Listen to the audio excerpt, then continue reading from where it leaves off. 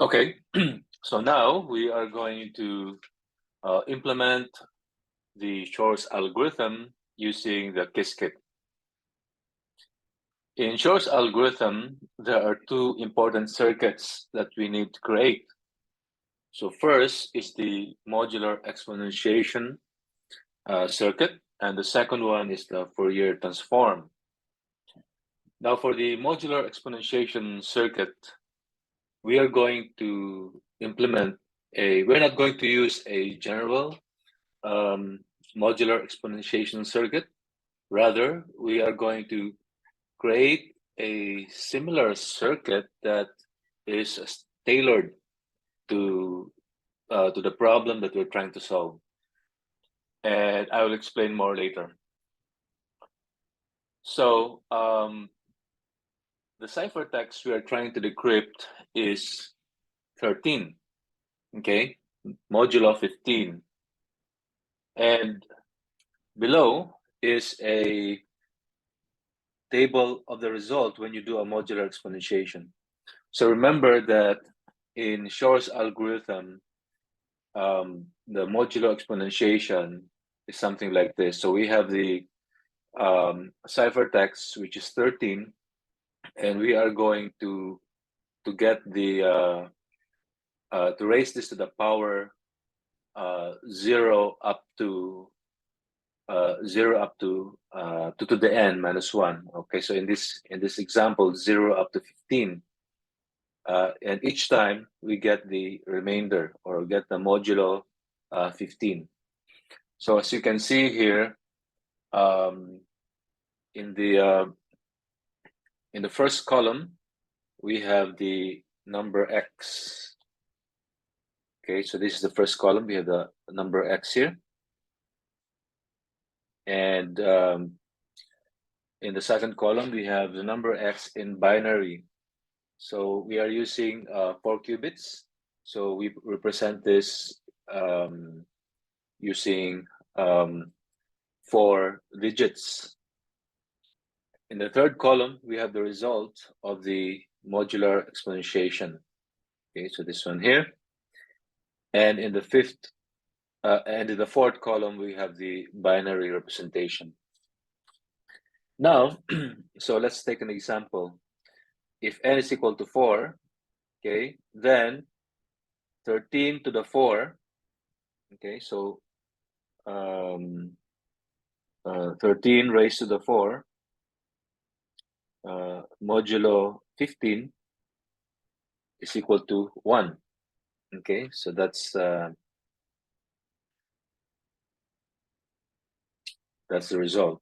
And so you do that for all of the values of x. So remember that all of the values of x here are possible due to the superposition of all possible states of 4 qubits.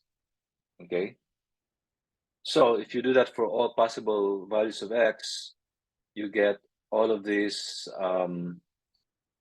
here. You get all of this. Okay, and then you can also see that it's repeating. Okay, so 1, 13, 14, 7, 1, 13, 14, 7, 1, 13. So that's the reason why there's a concept of period. Okay, a period. So the period is, as you can see, it's because of the period that we see that we can say that this one is a repeating sequence. And here in the 1, 2, 3, 4, in the fourth column, we convert it to binary. Okay, so 13 is 1101, 4 is 01000. Okay, 7 is 111, and 1 is 001. Okay, now I'm going to show you some pattern that we can see. So we are going to take a look at what pattern we can see in order for us to be able to map this number, the right side. We want to map this number into this number. Okay, map this number into this number. Okay, and so on and so forth. Okay. Now, let's take a look. I will show you the pattern. Okay. So if you take a look at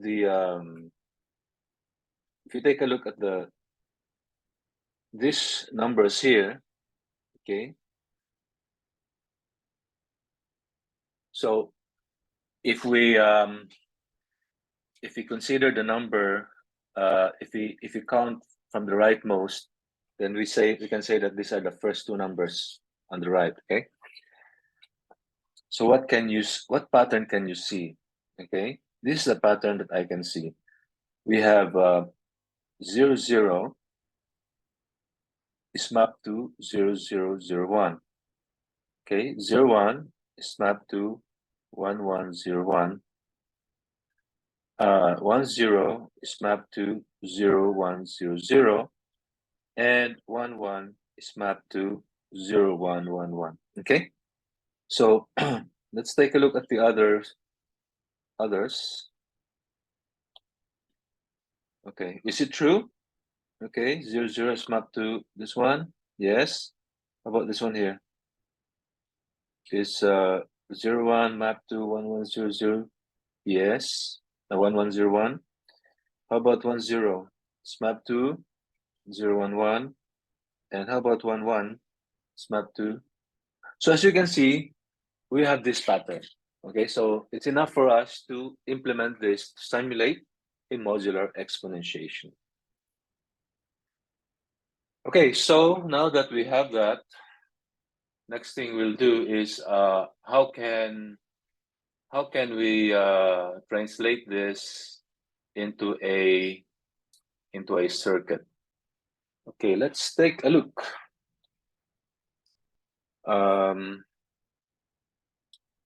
Okay, so let me create another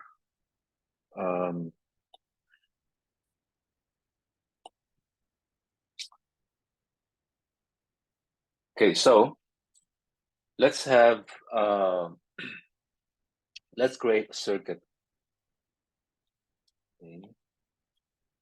Okay, now suppose we have how many qubits?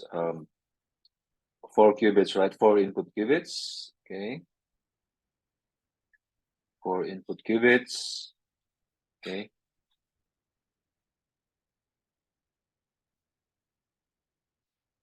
and then we have 4 output qubits. 1, 2, 3, 4. Okay. So according to our and this one, all of these are initialized to 0. Okay. So 0 here, 0, 0. This one here is 0, 0, 0, 0. Okay. Now let's take a look again at our mapping.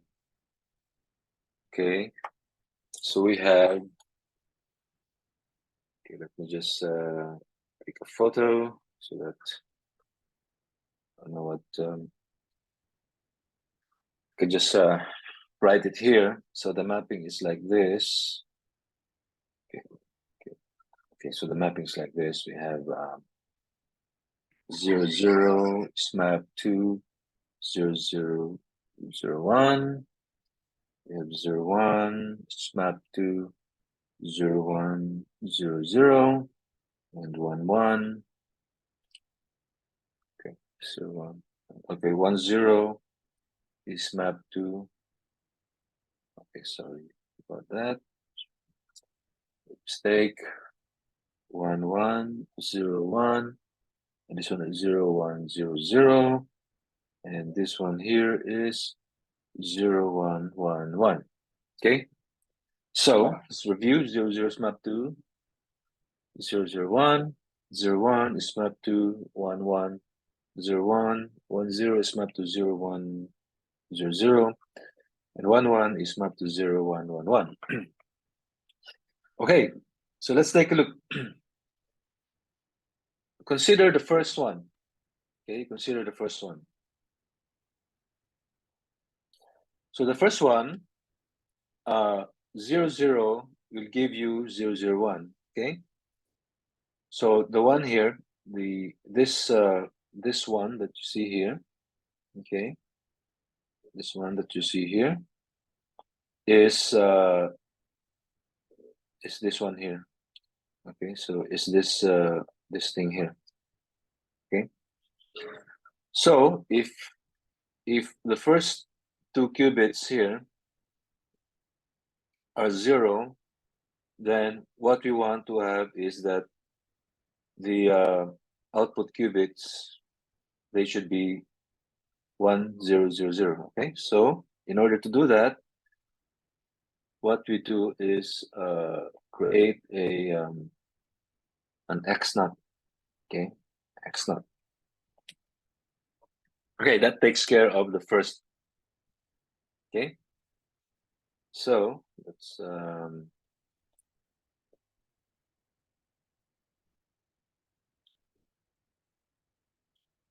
okay, next, take a look at this one here.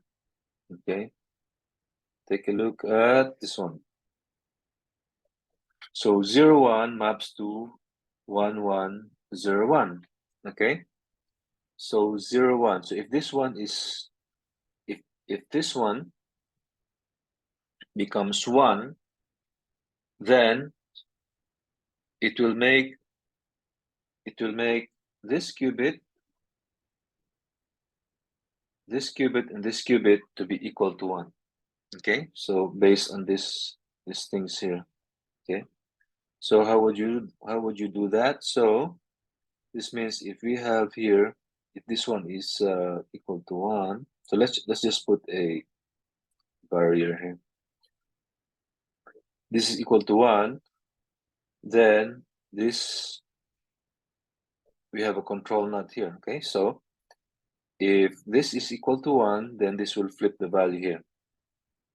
Okay, and then oh, okay, actually, because this one is already 1, we don't need to do that. Okay, we don't need to do that. Okay, because it's already taken care of by this X naught here. So we just have to do this and this. Okay, so this, if this one is 1, then this becomes, this one will flip. Okay, and this one here will flip. Okay,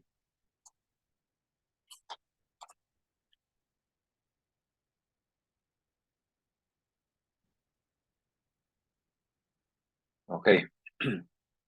Now, how about the third one? Okay, so if we have a, let's put another barrier here, and so the third one is 1, 0, becomes 0, 1, 0, 0. Okay, so 1, 0. So this one here. Okay, guys, I think I have to made a mistake here. Okay, sorry for that. Okay, sorry. I just have to.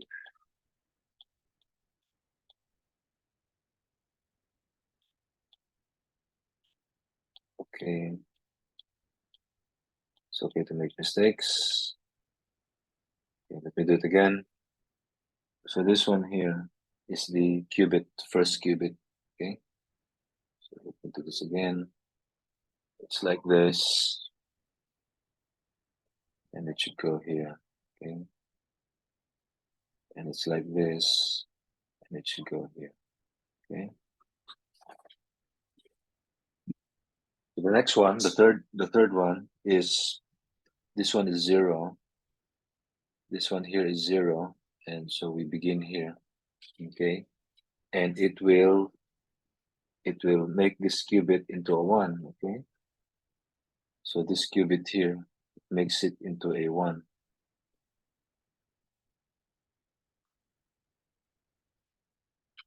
Makes it into a 1.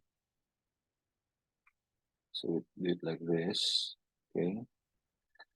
But it also needs, but as you can see, what happens is that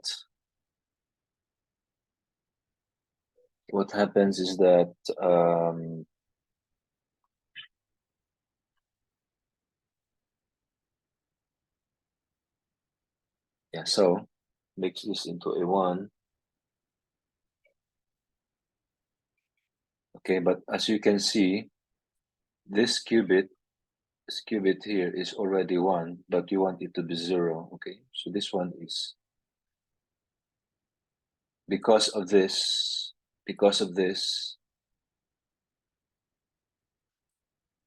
this qubit is 1, okay? So we have to make this into 0, so we have to flip this, okay, bit,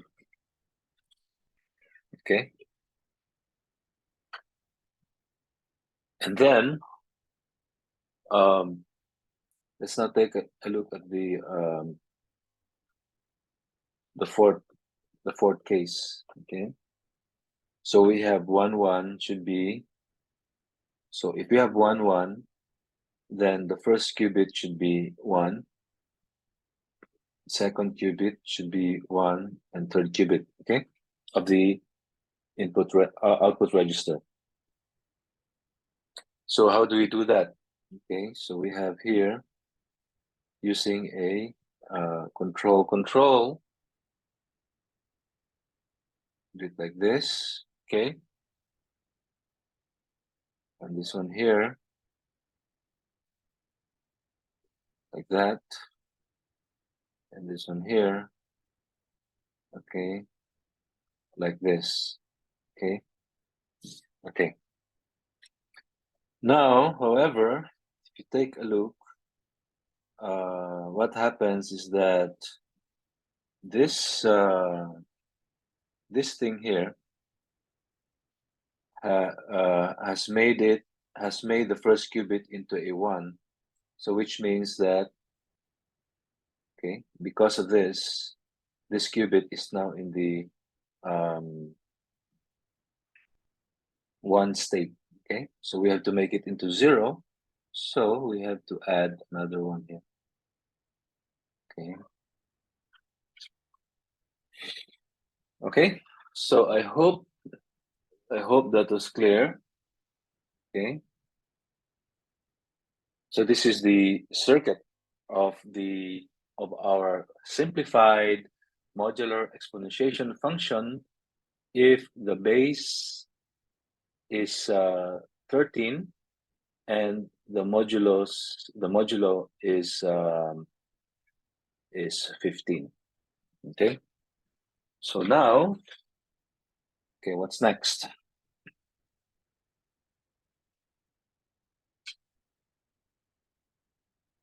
Okay, we have already discussed this, and we already discussed the circuit as well. So next thing to do is to implement it in code, okay? So in order to do that, we're going to take a look at we're going to take a look at Qiskit using the Google Colab, okay? So let's take a look at this one here.